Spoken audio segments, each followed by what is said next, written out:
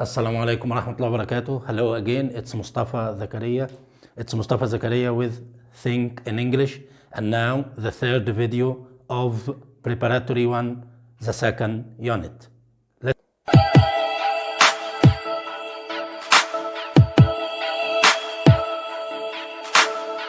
Today we're going to talk about the possessive. هنتكلم عن الملكية.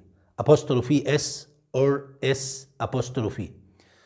تستخدم الابوستروفي اس للتعبير عن الملكية في الحالات الآتية. نمبر 1، إذا كان المالك الذي يسبقها، اللي بيسبق ابوستروفي اس دي اللي بيجي قبلها، اسم مفرد person or animal.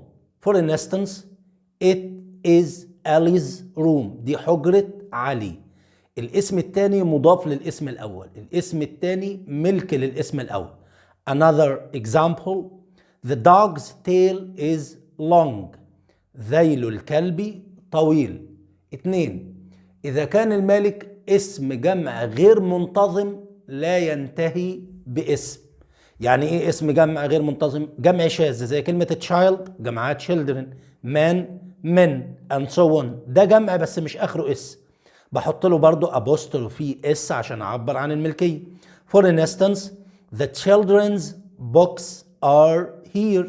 كتب الأطفال هنا. Another example, the men's clothes are clean. ملابس الرجال نظيفة. ونذكر بعض الأسماء ذات الجمع غير المنتظم زي child طفل، children أطفال، man رجل، من رجال، woman امرأة، women نساء، person شخص، people ناس. نمبر 3، مع بعض الأسماء المفردة التي تشير إلى الوقت أو الكمية أو القياس. For instance, we will do our homework in an hour's time. هنعمل الواجب بتاعنا في ظرف ساعة أو في مدة ساعة.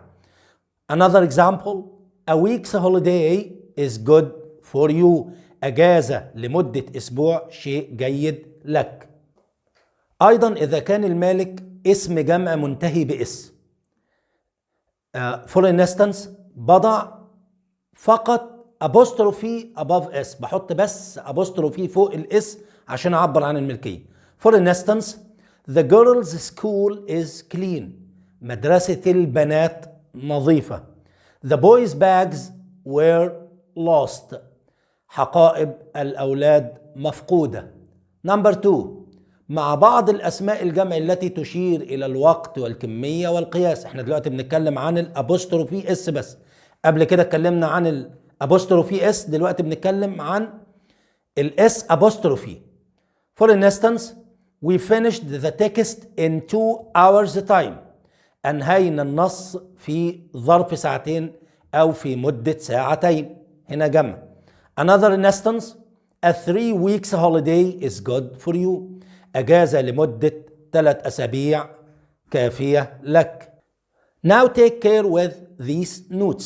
شوية ملاحظات كده. Number 1، نستخدم apostrophe or apostrophe s إذا كان المالك اسم مفرد منتهي بإس. أما الاقي اسم الشخص أصلا بينتهي بإس زي اسم جونز ده، أحط له apostrophe s ولا apostrophe بس؟ الاتنين صح. For instance, John's shirt is nice or John's shirt is nice. القميص بتاع جونز لطيف.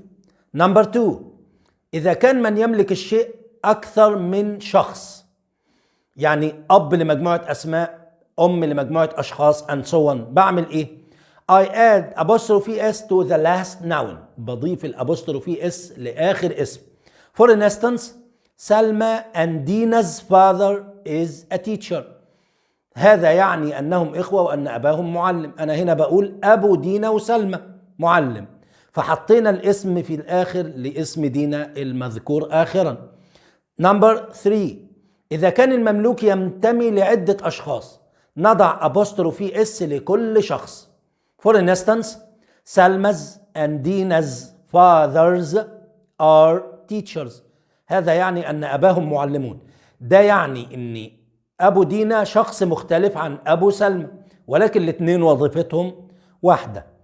Now, how do I ask about possessive؟ ازاي اسأل عن الملكية؟ بستخدم أداة الاستفهام whose اللي بتعني لمن أو من صاحب للسؤال عن الملكية، ويتبعها غالبا الاسم الذي نسأل عنه، الاسم المملوك اللي بسأل عن صاحبه. بقول whose book, whose pen, whose t-shirt and so on. For instance, whose book is that؟ لمن هذا الكتاب. وبستخدم ما سبق شرحه من الابوستروفي او الابوستروفي اس عشان اجاوب على السؤال الماضي ده. اما اسال مثلا اقول whose book is that، ممكن اقول it's Dina's book or it's Dina's بس. Now choose the correct answer of these questions. نختار الإجابة الصحيحة من الأسئلة دي. Number 1. Where are the pupil books؟ الإجابة they talk them outside. عشان الإجابة they هم هنختار اسم جمع ونختار الملكية للجمع، فهتبقى السؤال أو الإجابة number 1. Where are the pupils books؟ أين كتب الأطفال التلاميذ؟ Number 2. That is not the children's notebook. دي مش كراسة الأطفال. It is the إنها teachers or teachers. Okay, it is the teachers إنها خاصة بالمعلم. Number 3. The girls names are منى and سهى.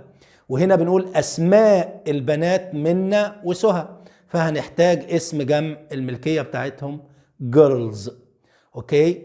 Number 4. That car is mine and that one over there is Husam's.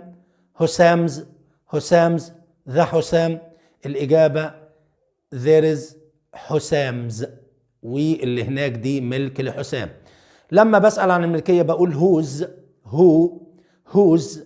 is car is this. It's my father's. طبعا بقول لمن هذه السيارة whose car is this. Now listen to these words and repeat. Subject, favorite, quiet, grade, French, how old, only, really, flag, hooray, two, Hurghada, shower, dinner, mouse, Scotland, end, preparatory one, best wishes, England. Now listen to these expressions. Let's plus infinitive. هيا بنا. ده للاقتراح. Let's go, let's play, let's study, let's swim, and so on. Have a shower. Go shopping. It's my favorite. Now some prepositions. Bad at. In bed. Wake up. At the weekend. Work with computers. Now some word differences. The difference between two and two.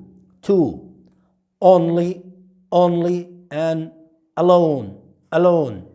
Park and bark. Now some words and opposites. Just friendly and unfriendly, and I can say unfriendly. Okay. Conjugation of irregular verbs. Wake up, woke up. Speak, spoke. Read, read. Now take care to these language notes. شوية ملاحظات لغوية كده. Indirect questions. الأسئلة الغير مباشرة. لاحظ عندما يتحول سؤال من كلام مباشر إلى كلام غير مباشر يأتي بعد كلمة الاستفهام الفاعل ثم الفعل، ودي بعد كده قاعدة هتاخدها بالتفصيل في ثانوي إن شاء الله. For instance, I want to know where you will go. أريد أن أعرف أين ستذهب. لما بجيب تعبيرات I want to know, could you tell me أو can you tell me، لاحظ بقول where you will مش where will you. لذلك لو قلناها I want to know where will you go ده غلط مش صحيح. Another example, we want to know what your parents do at the weekend. ما قلتش what do your parents do، ما عملتش السؤال، لا. We want to know what your parents do at the weekend. المواد الدراسية computer studies و social studies هي أسماء مواد ولكن تعامل كمفرد. For instance, social studies is my favorite subject. The third language note is about quiet and very. تستخدم ظروف الدرجة adverbs of degree قبل الصفة لتبين درجة حدوثها. quiet إلى حد ما أو إلى حد كبير. very معناها جدا. For instance, I am good at math. أنا جيد في الماس. بس ما حددتش هنا أنا جيد لحد ما ولا بشكل كبير ولا إيه. بحدد درجة الصفة دي باستخدام ظروف الدرجة. For example, I am quite good at math. أنا جيد لحد كبير في الماس. I am very good at math. أنا جيد جدا في الماس. وهنا نلاحظ إن very بتعطي قوة للصفة أكثر من quite. Now السؤال عن الوقت. Asking about the time. للسؤال عن وقت حدوث شيء بستخدم أحد الأساليب الآتية. What time do or does subject plus verb.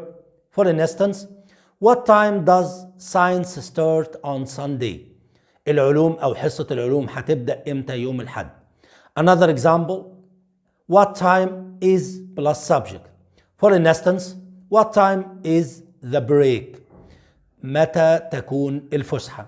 ودي النمط ده بيعرفني ازاي اجاوب على الساعة باستخدام 5 past, 10 past, quarter past and so on. و 5 to, 10 to يعني باستخدام وإلا التي تعبر عن الساعات. ومديني شوية أشكال هنا إن ده quarter of an hour ربع ساعة بيبقى كده. half an hour ده نصف الساعة. 3 quarters of an hour 3/4 ساعة ودي الساعة كاملة.